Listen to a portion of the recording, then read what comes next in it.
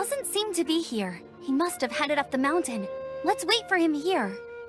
Amber, are you feeling better? Yep, all good now. Nothing to worry about. I don't know what I'd do without you guys. If not for you, I'd probably still be locked up in that cage. I really want to thank you all properly, but I can't think how at the moment. Huh? You must be pretty used to being on the receiving end of people's kindness by now, though, surely. You probably need it often enough, given your... situation. Come on, don't put it like that. Sure, plenty of people have shown me kindness before, but that doesn't mean I will ever take it for granted. No matter how many times people help me out in life, I will never forget any of them. Well, instead of repaying those who helped you, perhaps you could help others yourself.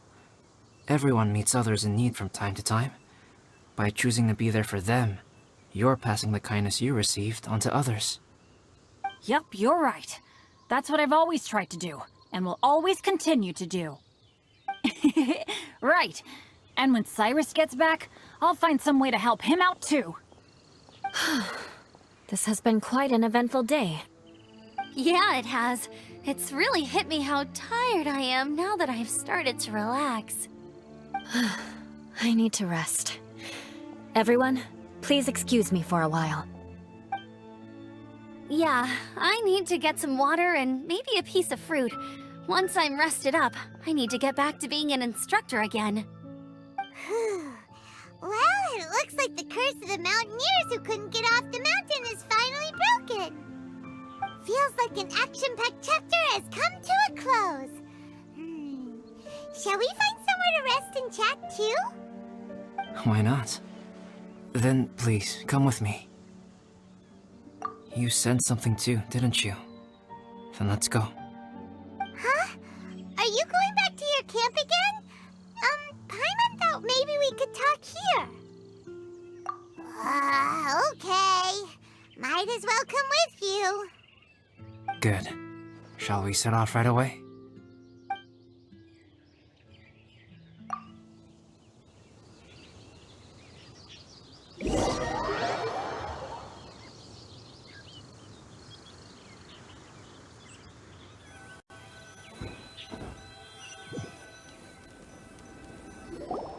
Sorry for bringing you back here once again. Some topics are best discussed in private. Is this about the imposter? That's right. I have to say, Traveler, I'm very surprised you noticed the difference between me and the imposter. Yes, this mark. Perhaps it's where it all began. Ooh, sounds like the beginning of a big story. Keep going. Well, I can't deny that what I'm about to say does sound like something from a children's storybook.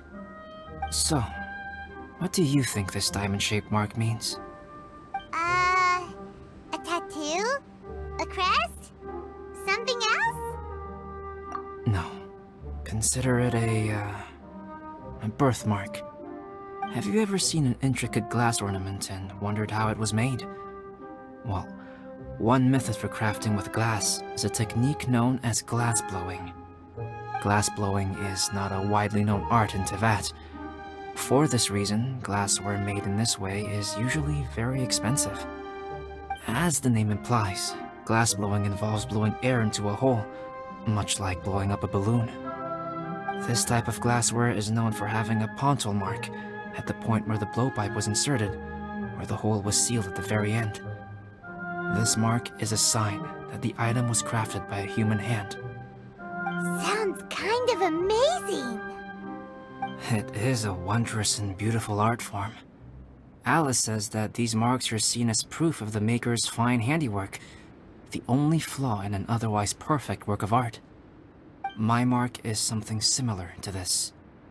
The difference between synthetic and natural life lies in the directional flow of the life force. The energy of a natural life form flows out from within. That's why flower buds bloom and curled leaves unfold. And it's the very reason we watch and wonder at blossoming flowers.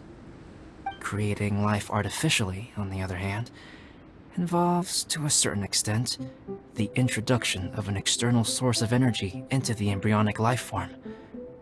When the hole where the life force was infused is sealed at the end, it leaves a mark not dissimilar to the pontal mark in blown glasswares. The alchemical substance drips and spreads out in all directions, resulting in this rather ingenious diamond shape. Wow!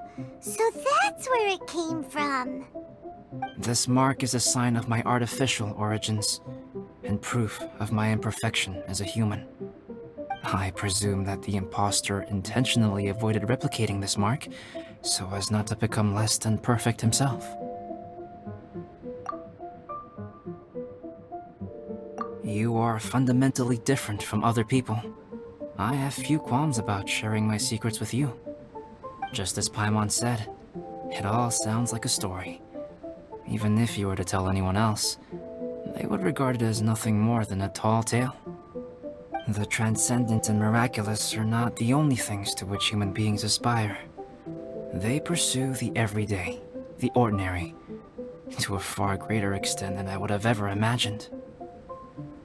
People like to believe that those who are thoroughly different from themselves could only ever exist in stories. It makes things much easier.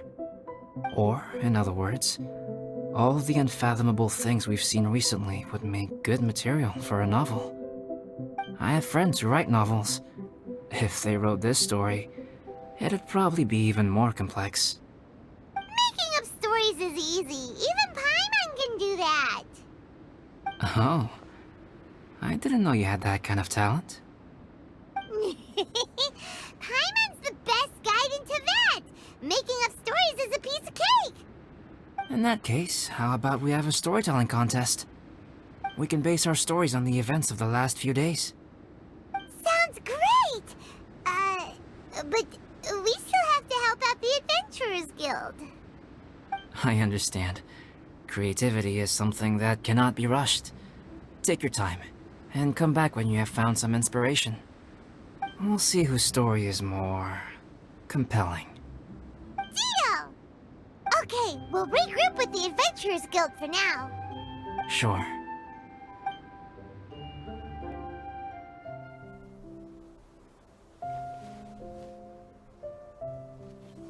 My story. Yes, I should have known. Master's failed specimen in the dragon's belly. This is where the story truly begins.